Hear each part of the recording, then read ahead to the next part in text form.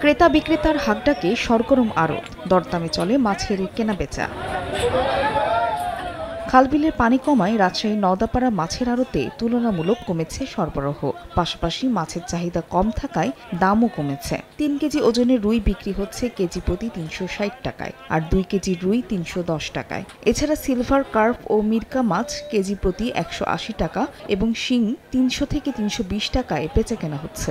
বিলের মাছ ওঠার জন্য বাজারটা খুবই খারাপ, মোকামের বাজার খুবই খারাপ সব জায়গা। আর্ধেক কমে গেছে। ১০০ টাকা কেজি মাছ এখন ৮০ টাকা, ৬০ টাকা, ৫০ টাকা কেজি।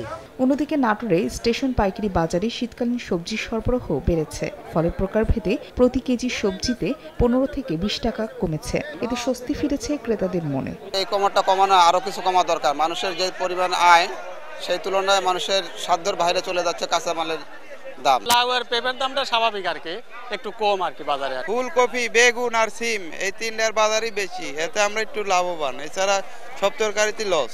বুধবার স্টেশন পাইকারি বাজারে কেজি প্রতি ফুলকপি ৪৫ থেকে ৫০ টাকা, বেগুন ৭০ থেকে ৮০ টাকা, শিম ৪৫ থেকে ৫৫ টাকা, পালং শাক ৩৫ থেকে ৪০ টাকায় বিক্রি হচ্ছে।